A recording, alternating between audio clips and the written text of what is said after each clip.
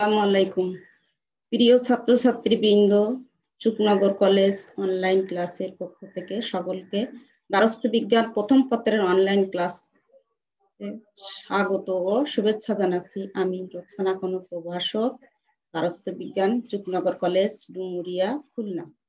প্রিয় শিক্ষার্থীরা, আশা করছি তোমরা সকলে ভালো আছো, সুস্থ আছো এবং বাড়িতে অবস্থান করছো এবং বাড়িতে থেকে নিয়মিত অনলাইন ক্লাসগুলো করছো। আমিও আলহামদুলিল্লাহ আল্লাহ পাকের ইচ্ছায় সুস্থ আছি, ভালো আছি। প্রিয় শিক্ষার্থীরা, তোমাদের সঙ্গে আমার গত ক্লাস ছিল বস্ত্র পরিচ্ছদ নিয়ে। আজকে আমাদের ক্লাস হবে গৃহ ব্যবস্থাপনা বিষয় নিয়ে। তাহলে শিক্ষার্থীরা, আমরা আসি ক্লাসে। গৃহ ব্যবস্থাপনা আমরা দেখি একটা ছবির মাধ্যমে গৃহ ব্যবস্থাপনা ছবি দেখি। তাহলে এই গৃহ ব্যবস্থাপনা আজকের এই আলোচনা থেকে আমরা কি জানতে পারবো, শিখতে পারবো, অর্থাৎ শিখন ফল কি? শিখন ফল হচ্ছে গৃহ ব্যবস্থাপনা ধারণা, কাঠামো, উদ্দেশ্য বর্ণনা করতে পারবে। এই গৃহ ব্যবস্থাপনার আগে আমরা গৃহ কি সেটা আলোচনা করব। গৃহ ব্যবস্থাপনার প্রথমে হচ্ছে গৃহ। এই যে আমরা একটা ঘর, একটা বাড়ি দেখছি, গৃহ কি? গৃহ হচ্ছে আমাদের মৌলিক চাহিদার অন্যতম। আমরা পরিবার গঠন করে দলগতভাবে এই গৃহে বাস করি। দৈনন্দিন ও পারিবারিক বিভিন্ন কাজ আমরা এই গৃহের মধ্যে করে থাকি। কি কি কাজ করে থাকি? যেমন আহার করা, পড়াশুনো করা, তারপরে যে শিশু প্রতিপালন, তারপর বিদ্যুতের সেবা, বিভিন্ন বিনোদনমূলক কাজ, বিশ্রাম আমরা এই গৃহে করে থাকি। এই কাজগুলো সুষ্ঠুভাবে পরিচালনার জন্য প্রয়োজন হচ্ছে ব্যবস্থাপনা। এবং এই কাজগুলো সুষ্ঠুভাবে পরিচালনার জন্য, ব্যবস্থাপনা করার জন্য প্রয়োজন হলো বিভিন্ন রকম সম্পদের। এই সম্পদ আমাদের হচ্ছে দুই রকম সম্পদ আছে। একটা হচ্ছে মানবীয় সম্পদ এক প্রকার, আর একটা হলো অমানবীয় সম্পদ। এই সম্পদগুলো সুষ্ঠুভাবে ব্যবহার করার জন্য প্রয়োজন হয় ব্যবস্থাপনার। গৃহ হচ্ছে একটা প্রতিষ্ঠান। এই গৃহটা হচ্ছে একটা প্রতিষ্ঠান। এই প্রতিষ্ঠানে ব্যবস্থাপকের, এই প্রতিষ্ঠানটা একজন ব্যবস্থাপকের তত্ত্বাবধানে পরিচালিত হয়। প্রায় প্রতিটি পরিবারেই বাবা মা হচ্ছে ব্যবস্থাপকের দায়িত্ব পালন করে। আবার প্রতিটি পরিবারের কিছু লক্ষ্য থাকে। এই লক্ষ্য অর্জনে ব্যবস্থাপনার বিভিন্ন ধাপ অতিক্রম করতে হয়। একটি লক্ষ্য যখন অর্জিত হয় তখন আরেকটি লক্ষ্যে এসে হাজির হয়। পরিবারের সীমিত সম্পদের মধ্য থেকে এই লক্ষ্যগুলো অর্জন করতে হয়। এভাবে একটা ধারাবাহিক গতিশীল প্রক্রিয়ার মাধ্যমে গৃহ ব্যবস্থাপনা কার্যক্রম সংগঠিত হয়। তাহলে এবার আমরা গৃহ ব্যবস্থাপনার ধারণা কাঠামো নিয়ে আলোচনা করব। গৃহ ব্যবস্থাপনা হলো পারিবারিক লক্ষ্য অর্জনের হাতিয়ার। গৃহ ব্যবস্থাপকের দক্ষতা, জ্ঞান, সামর্থ্য দ্বারা এই ব্যবস্থাপনা চলমান থাকে। গৃহকে ভিত্তি করে যে কার্যক্রম সংগঠিত হয় তাকেই গৃহ ব্যবস্থাপনা বলে। বিভিন্ন সময় বিভিন্ন দার্শনিক এই গৃহ ব্যবস্থাপনার সম্পর্কে বিভিন্ন ধারণা প্রদান করেছে। গ্রস ও কার্নেলের মতে গৃহ ব্যবস্থাপনা হলো একটা মানসিক প্রক্রিয়া যার মাধ্যমে পরিবারগুলো কি করে পরিকল্পনা, নিয়ন্ত্রণ ও মূল্যায়নের মাধ্যমে পরিবারের মানবীয় বস্তুবাচক সম্পদের সুষ্ঠু ব্যবহার করে উদ্দেশ্য অর্জন করে। বলছে যে গ্রসকারণের কি বলছে যে গৃহ ব্যবস্থাপনা হচ্ছে একটা মানসিক প্রক্রিয়া বা পদ্ধতি। সেই পদ্ধতির মাধ্যমে পরিবারগুলো কি করে পরিকল্পনা করে, নিয়ন্ত্রণ করে, মূল্যায়ন করে। পরিকল্পনা অর্থাৎ যে ভবিষ্যৎ কাজের নিশানা, নির্দেশনা আগের থেকে সে কাজ ঠিক করে রাখে যে আগামী দিন কি কি কাজ করবে। ভবিষ্যৎ কাজের পূর্বাভাস, পূর্বে থেকে স্থির করা কার্যক্রম। নিয়ন্ত্রণ কি? নিয়ন্ত্রণ হচ্ছে পরিকল্পনা মাফিক কাজটা হচ্ছে কিনা তা পরীক্ষা করা। আর মূল্যায়ন হচ্ছে কাজ শেষে কাজের ভালো মন্দ বিচার করা, অর্থাৎ কাজটা কতটা সফলতার সাথে করতে পারছে না বিফলতা হয়েছে সেটা মূল্যায়ন করা। মূল্যায়ন এর মাধ্যমে পরিবারে মানবীয় বস্তুবাচক সম্পদের সুষ্ঠু ব্যবহার করে। পরিবারে দুই রকম সম্পদ আছে, একটা মানবীয় সম্পদ আর একটা হলো অমানবীয় সম্পদ বা বস্তুবাচক। মানবীয় সম্পদ কি? মানুষের নিজস্ব যে গুণ, এইগুলো হচ্ছে মানবীয় সম্পদ, যেমন জ্ঞান, বুদ্ধি, দক্ষতা, শক্তি, সামর্থ্য, এগুলো হলো মানবীয় সম্পদ। আর বস্তুবাচক সম্পদ কি, যা মানুষের চাহিদা পূরণ করে, যেমন হচ্ছে অর্থ, টাকা, তারপরে জায়গা জমি, বাড়িঘর, সামাজিক সুযোগ সুবিধা, হসপিটাল, পার্ক, এগুলো সব হচ্ছে বস্তুগত সম্পদ। এই সম্পদগুলো সুষ্ঠুভাবে ব্যবহার করে উদ্দেশ্য অর্জন করে। ব্যবস্থাপনা হচ্ছে একাধিক সিদ্ধান্ত গ্রহণের প্রয়োজন হয়, মানে একটা সিদ্ধান্ত হয় না, একাধিক সিদ্ধান্ত গ্রহণ করতে হয়। গ্রস ক্যান্ডেল ওনারা আরো সহজভাবে গৃহস্থাপনা কি সংজ্ঞা দিয়েছেন, বলছেন যে তুমি যা চাও তা লাভ করার জন্য তোমার যা কিছু আছে তা ব্যবহার করাই হচ্ছে ব্যবস্থাপনা।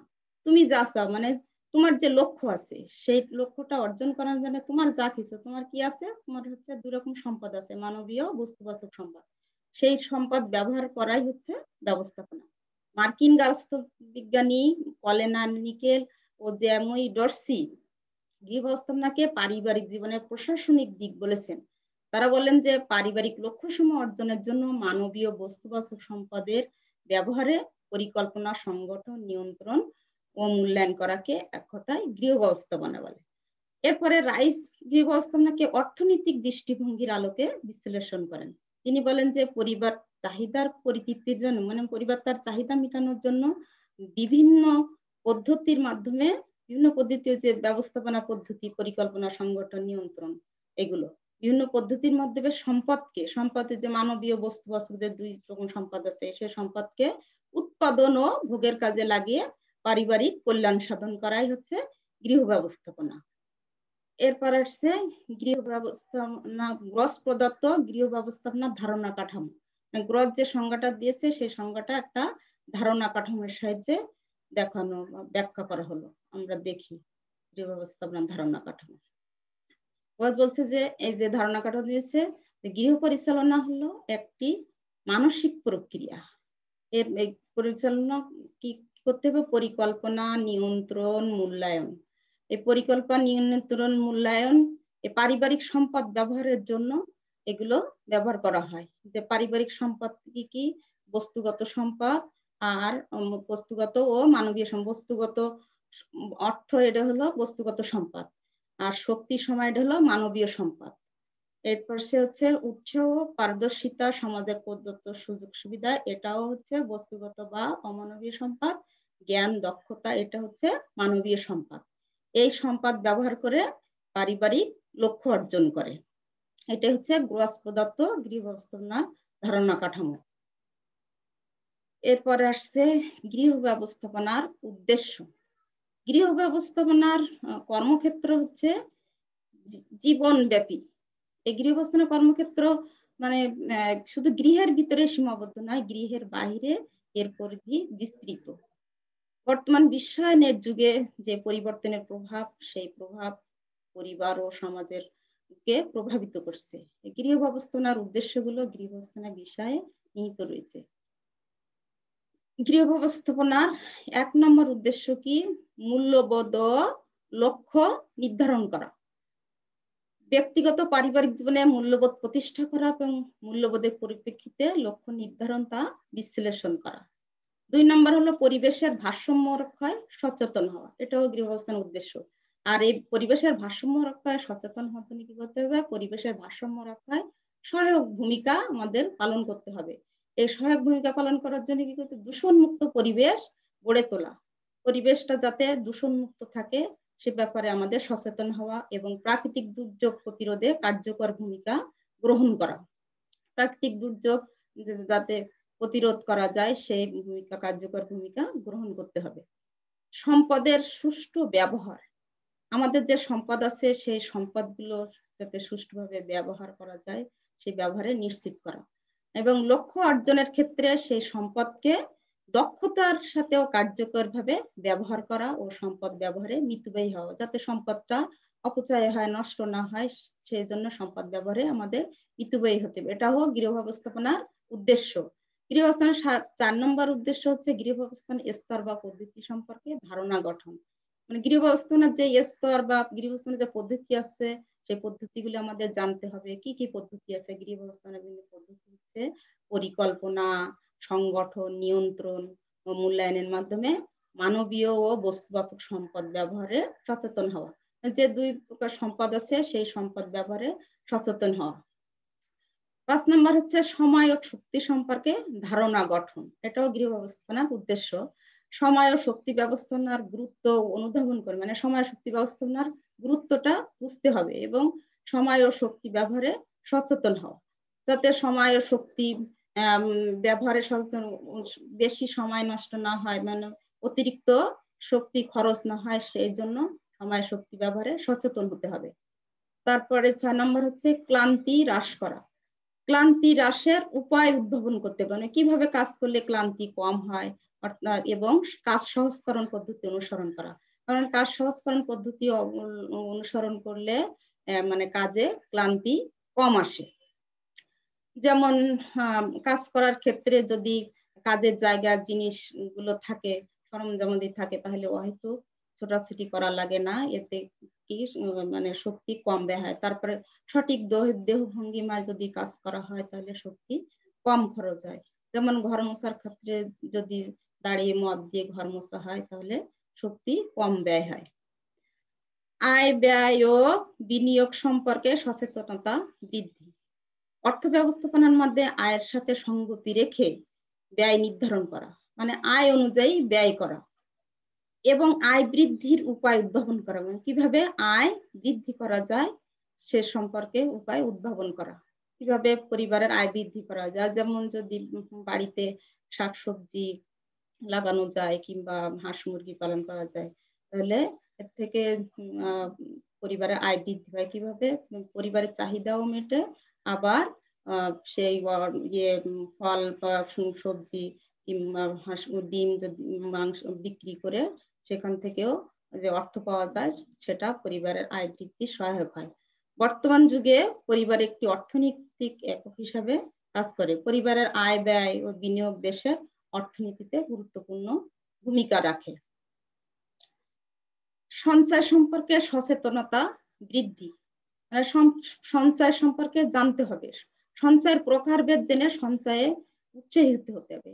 আমি তোমাদের প্রথম ক্লাসে সঞ্চয় সম্পর্কে আলোচনা করছিলাম, নিশ্চয় তোমাদের জানা আছে, তারপরেও বলছি। সঞ্চয়ের প্রকারভেদ, সঞ্চয় হলো 2 প্রকার। এক প্রকার হচ্ছে প্রথম হচ্ছে বাধ্যতামূলক সঞ্চয় আর স্বেচ্ছামূলক সঞ্চয়। এই সঞ্চয়ের প্রকারভেদ জেনে সঞ্চয়ে উৎসাহী হওয়া এবং অর্থ বিনিয়োগে ঋণ গ্রহণে সচেতন হওয়া এবং এমন জায়গায় অর্থ বিনিয়োগ করব যাতে কোনো লস না হয় এবং ঋণ গ্রহণেও সচেতন হতে হবে। সমস্যা সম্পর্কে সচেতনতা বৃদ্ধি।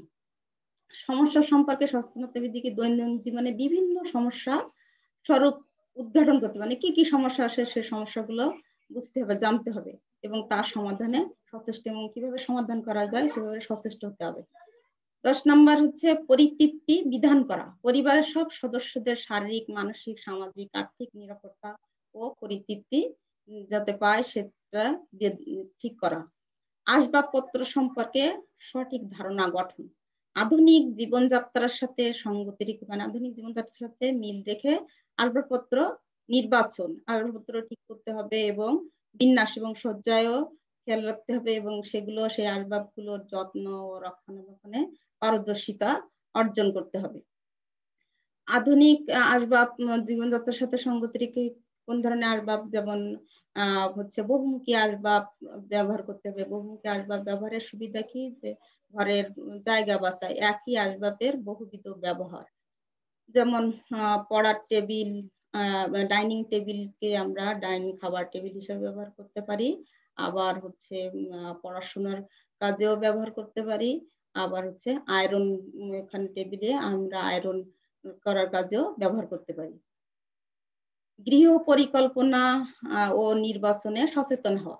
আধুনিক জীবনযাত্রার সাথে সঙ্গতি রেখে গৃহ পরিকল্পনা করা, মানে বাড়ির ডিজাইন করা এবং জমি নির্বাচনে বাড়ির নকশা প্রণয়নে সচেতন হওয়া। জমি নির্বাচন, বাড়ি করার ক্ষেত্রে জমি নির্বাচন, জমি যদি নিচু হয় তাহলে মানে বাড়ি করার ক্ষেত্রে মানে বেশি ব্যয় হয়, মানে নিচু জমিতে পাইলিং করে বিল্ডিং করতে হয়। এজন্য জমি নির্বাচনের ক্ষেত্রে সবসময় উঁচু জমি নির্বাচন করা ভালো এবং বাড়ির নকশা প্রণয়নেও সচেতন হওয়া, মানে বাড়ির কোন রুমগুলো কোন দিকে হবে মানে কোন দিক থেকে বেশি আলো বাতাস পাওয়া যাবে সে ব্যাপারেও সচেতন হওয়া। যেমন হচ্ছে শীতকালে উত্তর পশ্চিম দিকের ঘরগুলোতে মানে উত্তরের বাতাস বায় এবং আলো কম প্রবেশ করে। কিন্তু আহ গরমের সময় দক্ষিণ দিকের ঘরগুলোতে প্রচুর বাতাস পাওয়া যায় এবং দক্ষিণের ঘরের শীতকালে সকালে সূর্য সকালে সূর্যের আলো পর্যাপ্ত আলো পাওয়া যায়। এজন্য বাড়ির নকশা প্রণয়নে সচেতন হতে হবে। গৃহ নির্মাণে সচেতন তৈরি। গৃহ নির্মাণের বিভিন্ন উপকরণ সম্পর্কে ধারণা অর্জন করতে হবে। মানে গৃহ নির্মাণে কি কি উপকরণ আমরা ব্যবহার করি, যেমন হচ্ছে ইট, বালি, সিমেন্ট, রড, কাঠ, বাঁশ, টিন, এগুলো সম্পর্কে আগে থেকে ধারণা নিতে হবে কি কি দিয়ে গৃহ নির্মাণ করতে হয় এবং সেগুলো ক্রয়েও সচেতন হতে হবে। মানে সব দোকান সব জায়গায় যাচাই বাছাই করে কিনতে হবে, তাহলে কম দামে তুলনামূলকভাবে কম দামে কেনা যাবে। আলো ও বর্ণ সম্পর্কে ধারণা গঠন। গৃহে আরামদায়ক অবস্থা সৃষ্টির জন্য বর্ণ নির্বাচন মানে রং নির্বাচন এবং আলোক বিন্যাসেও সচেতন হওয়া। মানে কোন ঘরে কোন রং দিলে মানে সেটা আরামদায়ক হবে বসবাসের জন্য। যেমন রঙের আছে, কিছু কিছু রং গরম অনুভূত হয়, ডিপ কালার লাল, হলুদ, কমলা এগুলো হচ্ছে গরম অনুভূত হয় এবং কিছু কিছু রং আছে যেগুলো শীতল ভাব যা থাকে, যেমন নীল, আকাশী, সবুজ, এগুলো হচ্ছে ঠান্ডা ভাব অনুভূত হয়। গৃহ প্রাঙ্গণের নান্দনিকতা ও ব্যবহার বৃদ্ধি। গৃহ প্রাঙ্গণ, ছাদ, বারান্দা এর উপযোগিতা ও নান্দনিকতা বৃদ্ধি করা যায়। কিভাবে করা যায়? গৃহ প্রাঙ্গণের ছাদে কিংবা বারান্দায় যদি আমরা ফুল ফলের সবজির গাছ লাগাই, বেগুন, মরিচ, এগুলো পুঁই শাক কিংবা ফুলের গাছ লাগাই, তাহলে এর থেকে আমরা আমাদের পরিবারের চাহিদাও মেটাতে পারি, আবার নান্দনিকতা বৃদ্ধি হয়, দেখতেও সুন্দর লাগে। সুষ্ঠু পারিবারিক জীবন গঠনে গৃহ কর্মস্থল উভয় ক্ষেত্রে সুবিধাগুলো দূর করে সুষ্ঠু পারিবারিক জীবন গঠনে সাহায্য করে। তাহলে শিক্ষার্থীরা, আজকে তোমাদের সঙ্গে এখানে ক্লাস শেষ করলাম। আগামী ক্লাসে আবার দেখা হবে। ধন্যবাদ। ভালো থাকো, সুস্থ থাকো।